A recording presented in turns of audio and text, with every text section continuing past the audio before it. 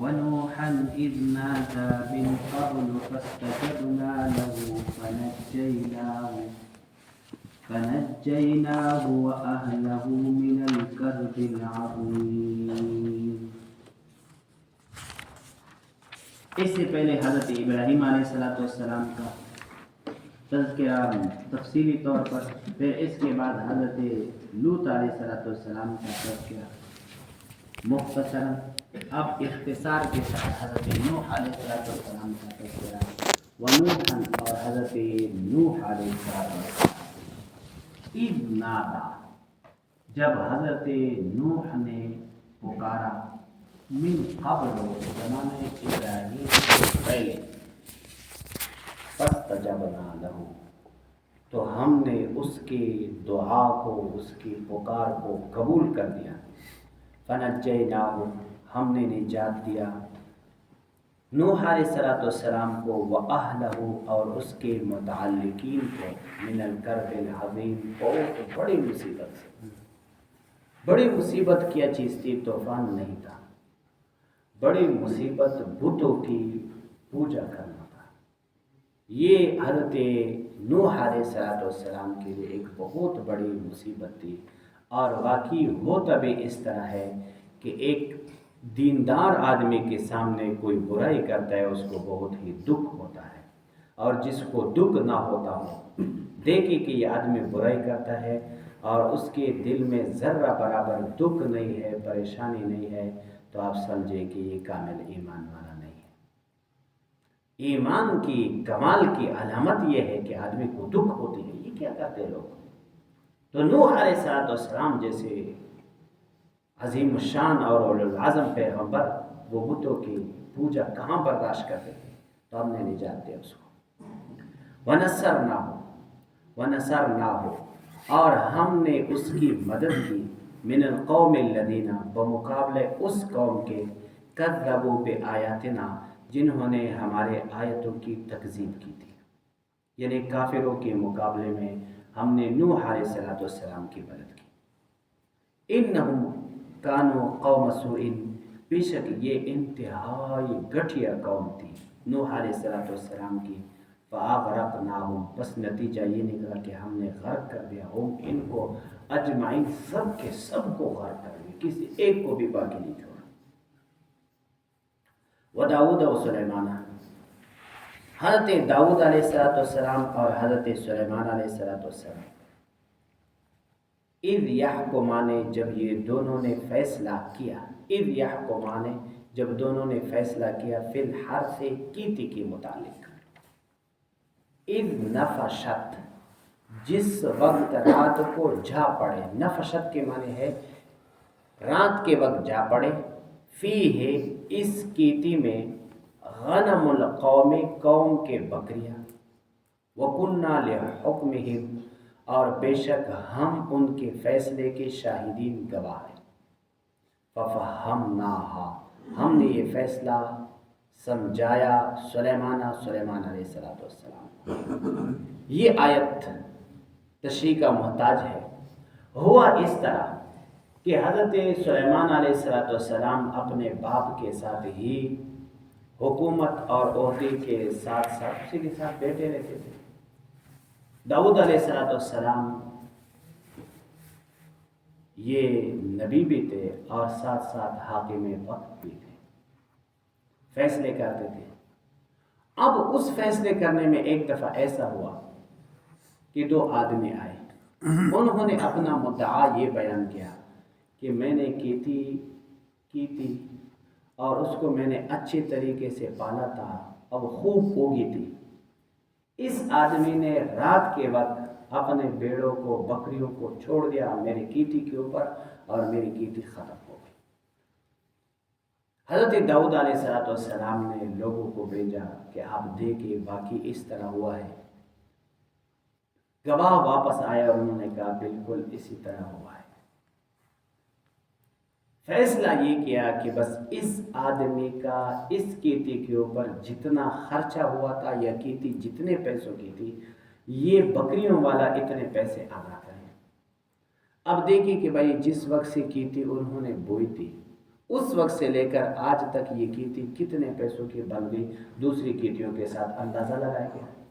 مثال کے طور پر 500 درہم اس کا خرچ آیا، 500 درہم کی کیتی تھی، تو بکریوں والوں سے کہا کہ آپ اس کو 500 درہم دے دیں۔ بکری والوں نے کہا میرے پاس تو پیسے نہیں، یہ بکریاں ہیں جنہوں نے کیتی کائی ہے۔ تو داؤد علیہ السلام نے فرمایا ان کے قیمت لگاؤ۔ قیمت لگوایا کسی تاجر سے تو اس نے بتایا یہ 500 درہم کی بکریاں، فرمایا سارے بکری اس کو دے دو۔ اب یہ بھی فیصلہ ٹھیک تھا، قانون پر عمل یہی تھا کہ جس کا جتنا نقصان ہوا ہے اتنا ہی اس کو پیسے دینے ہوں گے، آپ جہاں سے بھی ادا کر دیں۔ لیکن ایک مصلحت کے تحت سلیمان علیہ السلام نے فرمایا کہ ابا جی مجھے بھی بات کرنے کی اجازت ہے۔ کہاں؟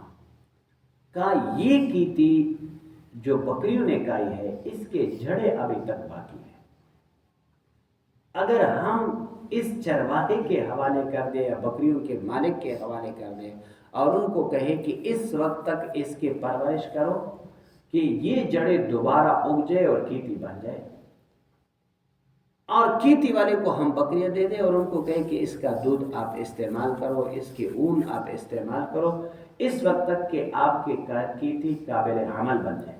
جب کیتی قابل عمل بن جائے تو کیتی کیتی والے کو اور بھیڑ بکریاں بکری والے کو دیے جائیں۔ تو یہ فیصلہ کیا حضرت داؤد علیہ السلام بڑے خوش ہوئے اور یہی فیصلہ کر دیا۔ یہ اللہ جل جلالہ نے فرمایا کہ اذ نفشت، جس وقت رات کے وقت جا پڑی، فیہ اس کیتی میں غنم القوم قوم کے بکریاں، وَكُنَّا لِحُكْمِهِمْ اور ہم ہے اس کے فیصلے کے شاہدین گواہ، فَفَهَّمْنَاهَا پس ہم نے آسان صورت سمجھا دیا اس مسئلے کا سلیمان علیہ السلام کو، وَكُلًّا آتَيْنَا حُكْمًا وَعِلْمًا اور ہر ایک کو ہم نے نبوت بھی دی تھی اور علم بھی دی تھی۔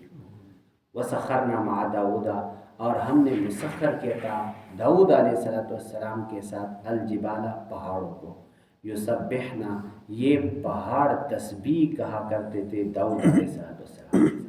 بعض لوگوں نے کہا کہ یہاں مراد گونج ہے، گونج، لیکن گونج مراد نہیں ہے، پھر تو میرا اور آپ داؤد علیہ السلام کا ایک ہی مرتبہ ہوگا۔ گونج تو آپ بھی پہاڑ میں جائے آپ کا بھی ہوگا، بلکہ ہمارا کرتا رہتا ہے، یہ لاؤڈ اسپیکر ہمارا گونج اتنا کر دیتا ہے کہ آپ حیران ہو جاؤ گے۔ گونج اس سے مراد نہیں، یہ حضرت داؤد علیہ السلام کا ایک مستقل معجزہ تھا کہ پہاڑ ان کے ساتھ تسبیح کہا کرتے تھے۔ وَالطَّيْرَ اور پرندے بھی حضرت داؤد علیہ السلام جب اللہ جل جلالہ کی تسبیح میں شروع ہو جاتے تو پہاڑ اور پرندے سب لگ جاتے تھے اور اس کے ساتھ تسبیح بیان کرتے تھے۔ وَكُنَّا فَاعِلِينَ اور یہ سب کچھ در حقیقت ہم ہی کرنے والے تھے، کوئی اور نہیں تھا، ہم ہی کروا رہے تھے۔ پہاڑوں سے جو باتیں کروا رہے تھے، پرندوں سے جو باتیں کروا رہے تھے، ان سے جو ذکر کروا رہے تھے ہم ہی کروا رہے تھے، اس میں داؤد علیہ السلام اور حضرت سلیمان کی کوئی دخل اندازی نہیں تھی۔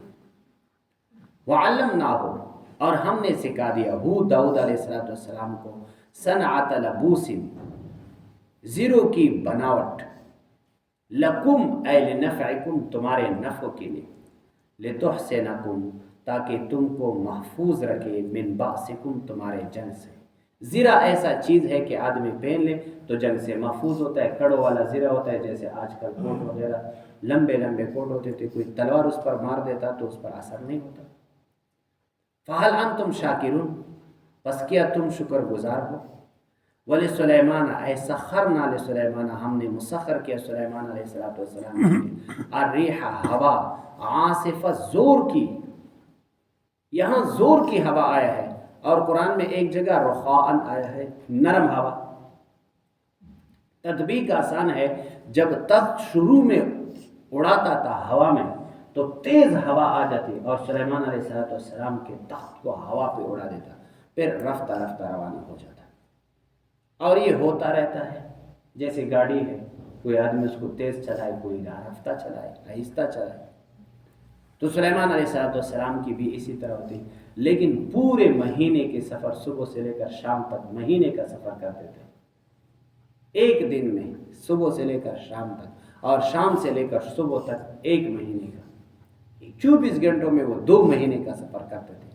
पूरी दुनिया के हुक्मरान थे हज़रत सुलेमान अलैहिस्सलाम। तजरी, ये हवा चलती थी बेअमरिही, अल्लाह के हुक्म से, इलल अर्दिल्लती, उस सरजमीन की तरफ, बारकना फीहा, जिसमें हमने बरकतें रखी है। ये हवा तख्त हवा को उड़ाती थी और जहाँ सुलेमान अलैहिस्सलाम चाहते वहाँ पहुँच जाते और फिर वापस अपने शाम आते थे। फ़लस्तीन के सरजमीन पर जहाँ पर आज बैतुल मुक़द्दस बना हुआ है, इसमें काफ़ी सारे हज़रत सुलेमान अलैहिस्सलाम की तामीरात आज भी मौजूद है, जिसको हैकल सुलेमानी कहा जाता है। वकुन्ना बिकुल्लि शैइन, और बेशक हम हर चीज़ पर आलिमीन, ख़बरदार हैं।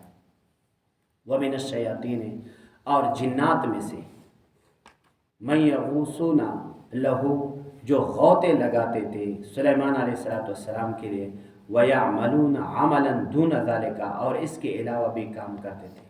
वकुन्ना लहुम हाफिज़ीन, और हम उसी के निगरान थे। सुलेमान अलैहिस्सलाम नहीं था। जिन्नात ऐसे लोग नहीं है कि कोई उससे काम करवाए, ये अल्लाह जल्ल जलालुहु ने सुलेमान अलैहिस्सलाम के लिए ताबे बनाए थे। व अय्यूबा, और हज़रत अय्यूब अलैहिस्सलाम, इज़ नादा रब्बहू, जब उसने पुकारा अपने रब को, अन्नी मस्सनी ज़ुर्र, कि मुझे तकलीफ़ पहुँची है, व अंत अरहमुर राहिमीन, और तू अरहमुर राहिमीन है। फस्तजबना लहू, हमने उसके लिए कबूल कर दिया, उसकी दुआ, उनकी पुकार को हमने कबूल कर दिया। फ़कशफ़ना मा बिही, हमने हटा दिया वो तकलीफ़ जो उसके ऊपर था, मिन ज़ुर्रिन, तकलीफ़ में से। व आतैनाहु अहलहु, और हमने उसको दिया उनका अहल, व मिस्लहुम माहुम, और इस जैसे और भी, रहमतम मिन इंदिना, रहमत करते हुए अपनी तरफ से। हज़रत अय्यूब अलैहिस्सलाम, ये तमाम में यही बात चल रही है कि तकलीफ़ के वक्त पुकारा जाता है एक अल्लाह को, और तकलीफ़ हटाने वाला एक अल्लाह होता है, कोई नहीं होता है। अय्यूब अलैहिस्सलाम, ये हज़रत यूसुफ अलैहिस्सलाम के औलाद में से है। इनके बाप का नाम था आयश। अय्यूब अलैहिस्सलाम बादशाह नहीं थे, लेकिन हद दर्जे के मालदार थे, इंतहाई मालदार थे, इंतहाई। आप खुद अंदाज़ा लगाए, 3000 उनके ऊँट थे, 7000 उनकी बकरियाँ थी, और 1000 उनके बैल थे। हज़ारों के एतबार से उनके जानवर थे। अब ये नहीं कि आपके 3000 ऊँट हो और 7000 बकरी हो और 1000 बैल हो, और घर आपका इतना घर हो कि उस घर में 6 मरले का घर हो, तो उस तरह नहीं हो सकता। 7000 बकरियों के लिए इतना महारत, इतना ज़मीन भी चाहिए कि आप उसमें बसाए। 3000 ऊँट आप पालते हो तो इसके लिए चारा भी चाहिए, इसके लिए मकान भी चाहिए, इसके लिए नौकर भी चाहिए। 1000 बैल नहीं, एक बैल के लिए भी नौकर चाहिए, जबकि हज़ारों के एतबार से आपके बैल हो तो कितने नौकर होंगे।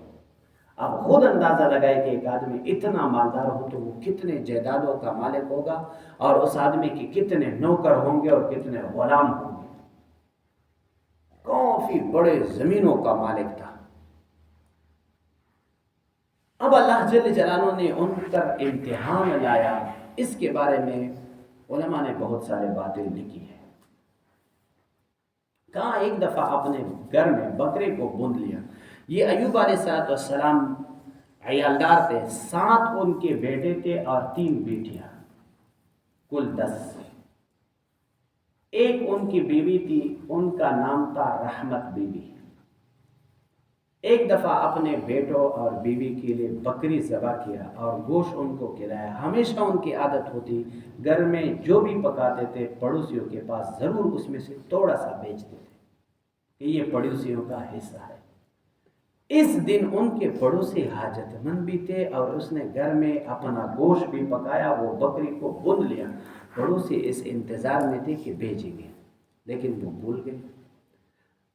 इस वजह से अल्लाह ने इनके ऊपर इम्तिहान लाया। बाज़ ने कहा कि एक मोहताज रास्ते में बैठे हुए थे और उनको पुकारा कि अय्यूब, मैं मोहताज हूँ, मेरी मदद कर दो। अय्यूब अलैहिस्सलाम को कहीं जल्दी थी और उसने उसकी मदद नहीं की। इस वजह से इनके ऊपर इम्तिहान आया। बहरहाल जिस वजह से भी हो, अल्लाह जल्ल जलालुहु अपने बंदों को आज़माते हैं, उनके ऊपर इम्तिहान भी लाते हैं। इम्तिहान میں یہ آیا ہے، بعض نے کہا کہ ان کے بیٹوں کے اوپر چھت گرا، 10 بیٹے تھے، تو یہ 10 بیٹے ایک چھت کے اندر بیٹھی ہوئی تھی، اوپر سے چھت گرا اور 10 کے 10 مر گئے، 7 لڑکے اور 3 لڑکیاں۔ شیخ سرفراز خان صفدر صاحب نے لکھا ہے کہ ان کے بیٹے مختلف جگہوں میں رہتے تھے، ایک جگہ پر نہیں رہتے تھے، ان کی بیویاں تھی، ان کے بچے بھی تھے۔ تو ایک دفعہ ایک بیٹے نے اپنے بھائیوں بہنوں اور ماں باپ کا دعوت کیا تھا، تو ایوب علیہ السلام نے فرمایا سارے ایک جگہ ہم نہیں جا سکتے، یہاں ہمارے ڈور ہے، ڈنگر ہے، جانور ہے، اور اسی طرح مکان بھی ہے، کوئی بلی آ جائے، کتا آ جائے، ایسا کرے کہ بچے جائے وہاں پر، پہلے کھائے، پھر وہ آ جائے گھر میں، اور والدہ اور میں، رحمت بی بی اور میں، ایوب علیہ السلام، ہم بعد میں چلے جائیں گے۔ وہ جب وہاں پر گئے تو ان کے اوپر چھت گرا اور سب کے سب مر گئے۔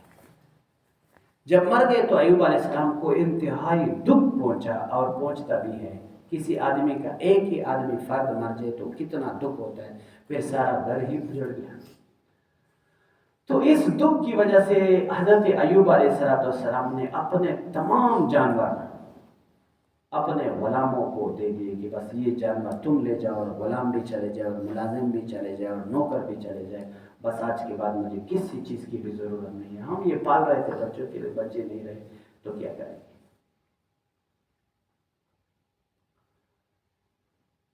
بعض لوگ نے بھی اس سے فائدہ اٹھایا، درمیان میں جانور وغیرہ لے کے گئے، لیکن ایک بھی بکری اس کے پاس نہیں رہی۔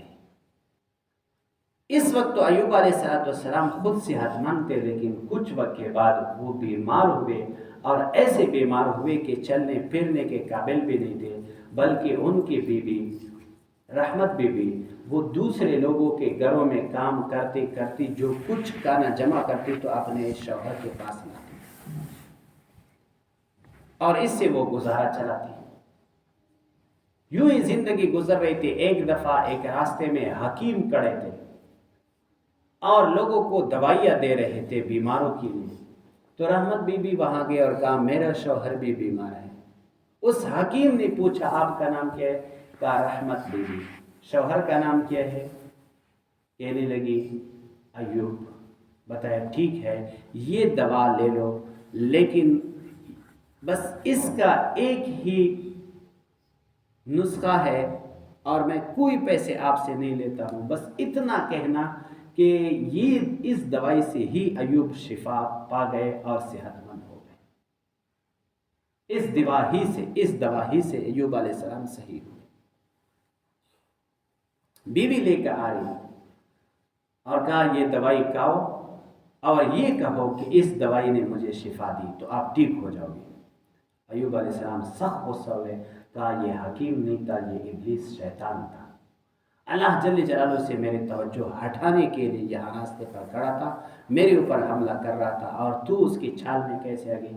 اگر میں صحیح ہوا تو آپ کو 100 کوڑے ماروں گا۔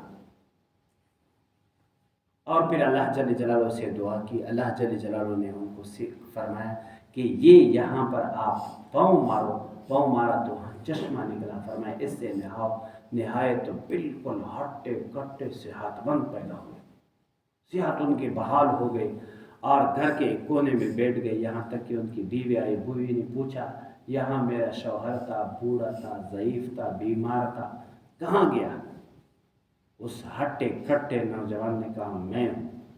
کہا مذاق نہ کرنا، میں کمزور آدمی عورت ہوں، میرا خاوند بیمار ہے، مجھے بہت دکھوں نے گھیرا ہوا ہے، میرے بچے مر چکے ہیں، میں ایک نبی کی بیوی ہوں، ایک عام عورت نہیں ہوں، میرے ساتھ مذاق نہ کرنا۔ اس نے کہا میں کوئی مذاق نہیں کرتا ہوں، وہ ایوب میں ہی ہوں، اللہ جل جلالہ نے مجھے صحت دی۔ تب اللہ جل جلالہ نے اس کو صحت دی۔ اب اللہ جل جلالہ دکھا رہے تھے کہ مال میں دے رہا ہوں اور کیسے دوں گا، اور لینے والا بھی میں ہوں، تو لے رہا ہوں تو کیسے لوں گا، اولاد دینے والا میں ہوں، اولاد لینے والا بھی میں ہوں، دیے میں نے کیسے تھے، لیے میں نے کیسے، اب دوبارہ بھی دکھا رہا ہوں، دوبارہ دیکھ لو۔ اللہ جل جلالہ نے اوپر سے اس کے اوپر سونے کے پتنگے گرا دیے۔ ایوب علیہ السلام ایک ایک پتنگ کو پکڑتے تھے، جیب میں ڈال دیتے۔ اللہ جل جلالہ نے فرمایا ایوب میں نے ان باتوں سے آپ کو مستغنی نہیں کیا تھا۔ فرمایا خدا جب تو دے رہے ہو تو میں کیسے ناشکری کروں، یہ تو آپ کی عطا ہے، یہی وجہ ہے۔ علماء نے لکھا ہے اگر کوئی ایک آدمی آپ کو کچھ دے تو لو، نہ دے تو مانگو کسی سے نہیں، ورنہ قیامت کے دن آپ کے چہرے پر گوشت نہیں ہوگا، ہڈیاں ہوگی، سوال کرنا حرام ہے، نہ مانگو کسی سے۔ اگر کسی نے دیا تو اللہ کی طرف سے ہے، اور بس اللہ نے ہی آپ کی روزی آپ کو بھیج دی ہے۔ فرمایا خدا جب تو دے رہے ہو تو میں کیسے نہ لوں؟ اپنے جیب میں ڈال رہا تھا۔ اللہ نے اس کو اتنا مال دیا کہ انتہا نہیں تھی۔ اور بیٹے اللہ جل جلالہ نے اس کے لیے 2 روایتیں، ایک روایت یہ ہے کہ انہی بیٹوں کو بھی زندہ کیا اللہ جل جلالہ نے جو مر گئے تھے۔ 7 لڑکے اور 3 لڑکیاں مر گئے تھے، سب کے سب کو اللہ جل جلالہ نے اسی وقت ان کے لیے زندہ کر دیا اور ان کو سامنے دیا۔ اور بعض نے کہا نہیں، وہ زندہ نہیں ہوئے، اس کے بجائے ایوب علیہ السلام نوجوان ہوئے، اور نوجوان آدمی کو اللہ جل جلالہ نے 7 لڑکوں کے بجائے 14 لڑکے دیے، اور 3 لڑکیوں کے بجائے 6 لڑکیاں اللہ جل جلالہ نے دی۔ دوبارہ اللہ نے مال دیا اور اولاد بھی دیا۔ فاستجبنا له، ہم نے اس کے لیے قبول کر لیا، فکشفنا، ہم نے ہٹایا، ما به من ضر، جو اس کو تکلیف تھی۔ اب یہ تکلیف کتنے سال کی تھی؟ مختلف روایات ہیں، 3 سال ایک روایت میں آیا، ایک روایت میں آیا 7 سال امتحان تھا، بعض نے فرمایا 13 سال امتحان تھا، اور اخیر یہ ہے کہ 18 سال امتحان تھا۔ بہرحال 18 سال ہو یا 3 سال ہو، میرے خیال میں ایک دن بھی کوئی برداشت نہیں کرے گا۔ یہ تو ایوب تھے جو صابر تھے، ایک آدمی کا نام ایوب تھا، اور اس کے اوپر مصیبتیں آتی تھی تو خدا سے پکار کرتا، خدا میں وہ ایوب تو نہیں ہوں، اتنا صبر کر سکتا ہوں، میں تو کمزوری آدمی ہوں۔ اور جہاں ایوب آپ کو ملے گا پریشانی ان کے اوپر ہوگی۔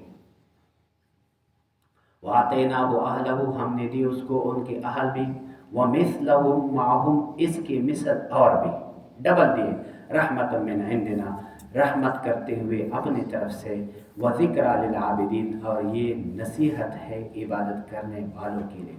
اب یہ آگے جو ذوالکفل کا تذکرہ آتا ہے، وہ اسماعیل و ادریس تو حضرت نوح علیہ السلام کے پردادا تھے، اور ذوالکفل یہ حضرت ایوب علیہ السلام کے بیٹے تھے، اور یہ بھی نبی تھے۔